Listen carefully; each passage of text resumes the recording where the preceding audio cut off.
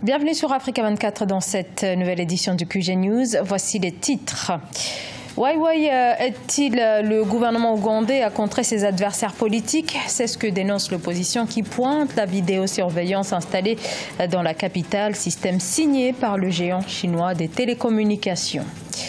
Progrès de l'inclusion financière en Afrique, une dynamique rendue possible par les technologies numériques sur le point de transformer le paysage des paiements et de l'activité bancaire. Une nouvelle prise de position de l'Association des compagnies aériennes africaines qui plaide pour la création d'un marché unique et libéralisé pour le transport aérien, une possibilité pour les compagnies de sortir d'un endettement chronique. Mais tout d'abord, les célébrations au Congo-Brazzaville du 59e anniversaire de l'indépendance du pays, un 15 août marqué, comme on peut le voir sur ces images, par le traditionnel défilé militaire sur le célèbre boulevard Alfred Raoul de la capitale Brazzaville, un événement placé cette année sous le thème de la relance économique par la diversification et le travail acharné, des célébrations en présence du président de la République, Denis Sassou Nguesso, et de l'ensemble du corps politique. La vidéosurveillance est au cœur de la polémique en Ouganda et pour cause. Le matériel provient de la compagnie chinoise Huawei. Huawei est soupçonné d'espionnage, notamment sur le continent africain, et à l'approche de l'élection présidentielle, l'opposition ougandaise craint que l'entreprise ne soit en train d'aider le gouvernement à surveiller ses opposants. Solène Duplessis. Installés le long des routes de la capitale ougandaise Kampala, ces systèmes de vidéosurveillance en circuit fermé sont au cœur d'une polémique. Fournis par le géant chinois des télécommunications Huawei, les caméras fonctionnent grâce à une technologie de reconnaissance faciale, ce qui suscite l'inquiétude des opposants politiques. À l'approche de la présidentielle de 2021, ils craignent que les vidéos ne soient utilisées pour identifier les manifestants. C'est un gouvernement militaire. Ils ne sont pas prêts à céder le pouvoir comme cela. Ils doivent donc se protéger et l'un des moyens de le faire est de suivre les individus là où ils ne sont pas, en utilisant des caméras. Alors, de cette façon, bien sûr, ils nous traquent, mais encore une fois, nous ne pouvons rien y faire. Ce n'est pas la première fois que Huawei est la cible d'accusations d'espionnage dans le pays. Les techniciens de la compagnie chinoise auraient déjà aidé les services de renseignement en Ouganda à espionner leurs opposants politiques. Pourtant, selon la police, les caméras viseraient à lutter contre la recrudescence des crimes commis dans le pays. Nos effectifs, notamment les enquêteurs judiciaires, font toujours défaut et malheureusement ils se concentrent principalement dans les grandes villes. Parfois, certains enquêteurs judiciaires ne peuvent pas accéder aux zones où les crimes sont commis, loin dans les villages. Les caméras de vidéosurveillance font partie de l'initiative Safe City de Huawei, déployée dans plus de 200 villes du monde. En Ouganda, sur les 3220 caméras prévues, environ 2500 ont été installées. À Kampala, Huawei prévoit d'étendre ce système à toutes les grandes villes du pays. Au Togo, de 2012 à 2017 et après évaluation, le plan appelé Politique nationale de développement à la base a permis de mobiliser 92 milliards de francs CFA. Le programme recouvre plusieurs secteurs allant de l'éducation à l'agriculture, le PNDB, dont les projets sont financés entre autres par le gouvernement togolais, la Banque mondiale ou encore la Banque africaine de développement. Le point avec Amenedji.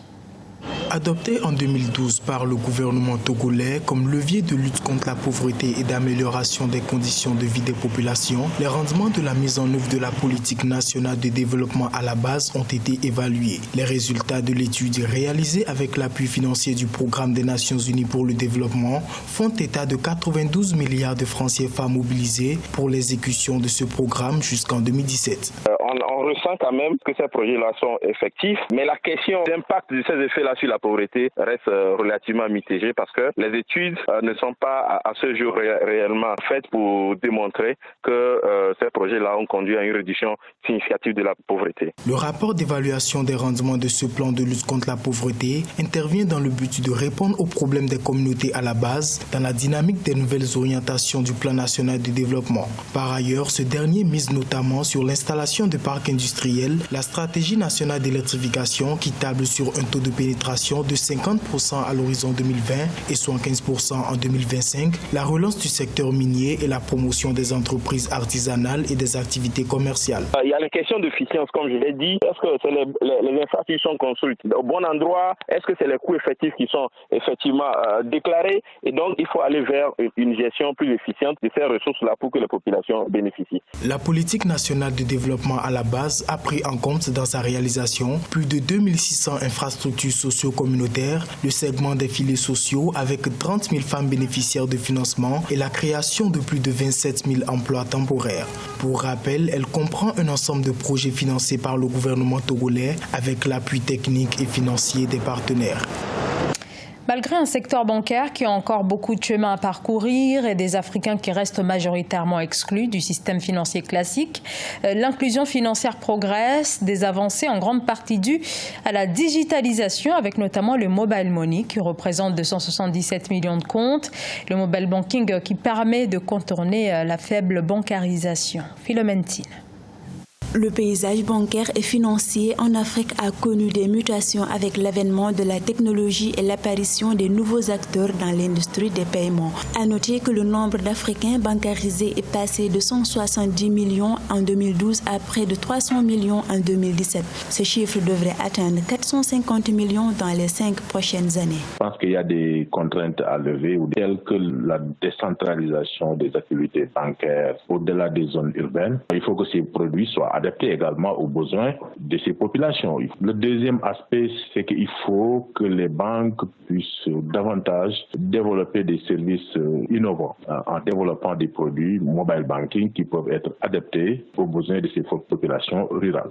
En Afrique, 35% de la population dispose d'un compte en banque, 15,4% épargnent dans une institution financière et 6,7% a un crédit auprès d'un institut financier. Cela reste largement en deçà des moyennes mondiales. Toutefois, les services de banque mobile ne cessent de progresser en Afrique. Il existe actuellement 100 millions de comptes d'argent mobile actifs sur le continent. L'autre point qui me semble important pour accroître l'inclusion financière, c'est la réduction des coûts.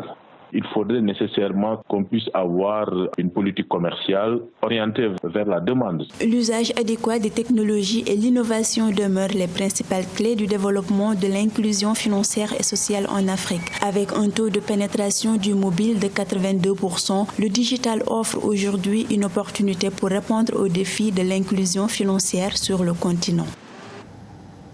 L'Association des compagnies aériennes africaines exhorte une nouvelle fois les États à créer un marché unique aérien, l'objectif étant d'améliorer la compétitivité entre compagnies africaines qui, plus que jamais, affichent une volonté de saisir l'opportunité qu'offre l'espace aérien du continent, jusque-là exploité principalement par des sociétés européennes ou encore du Golfe. Ange Bijounou-Meignou.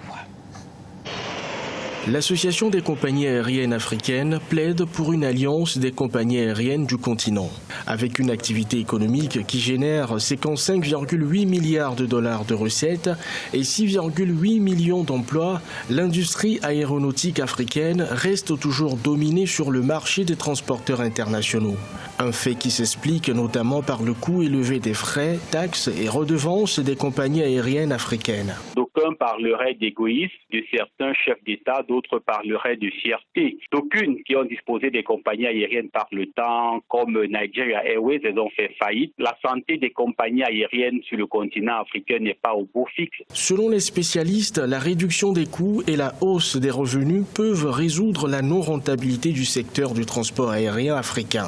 Le renforcement de la coopération commerciale entre les compagnies aériennes africaines constitue un moyen sûr pour réaliser ces deux objectifs.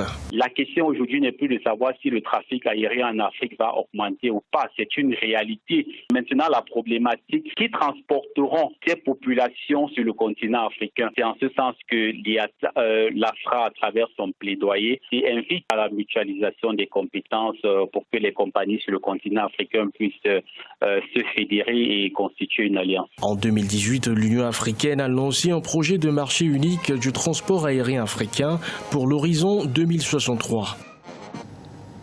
L'Afrique en marche, ils sont nombreux, les inventeurs africains désireux de répondre aux besoins actuels du continent et de combler aussi les failles. Mamadou Gouro Sidibé, un ingénieur malien, a récemment lancé l'ENALI, un réseau vocal qui permet aux personnes qui ne savent ni lire ni écrire d'échanger, mais aussi de pouvoir commercer directement sur Internet. Ange Bijou Nomenio. Ada Tombeli est une revendeuse de fruits et légumes à Bamako, la capitale du Mali. Elle fait partie du grand nombre d'analphabètes qui ont trouvé un nouveau moyen de faire des affaires via les réseaux sociaux. Grâce à l'application vocale l'ENALI, elle envoie des messages vocaux en bambara, la langue locale, pour indiquer l'emplacement de son stand et des photos de sa marchandise. Je l'ai installé moi-même parce que l'ENALI a le bambara, le soninké et presque toutes les langues. Je ne suis pas allée à l'école, donc s'il y a le bambara, je suis évidemment intéressée. Depuis qu'elle a commencé à utiliser l'application, Ada Tombeli réalise de grands bénéfices dans son commerce. L'ENALI a été développé par Mamadou Gouro Sidibé, un ingénieur en informatique malien. On peut faire des publications vocales, des commentaires vocaux et vraiment tout peut se faire dans l'application sans jamais avoir besoin d'écrire un seul mot. Depuis que j'utilise l'ENALI, vraiment mon chiffre d'affaires a augmenté à 5%. Maintenant, je peux faire une vente journalière à 20 motos comme ça. Mais avant, ça me faisait la peine de faire même 5 motos par jour. Selon les Nations Unies, seulement 33% des Maliens savent lire et écrire. L'application l'ENALI, gratuite et disponible depuis janvier 2017, compte 73 500 utilisateurs et devrait atteindre 200 000 utilisateurs. Ce journal a été réalisé par l'ensemble de la rédaction. Merci de votre fidélité. Dans un instant, une nouvelle édition de l'actualité sur Africa 24.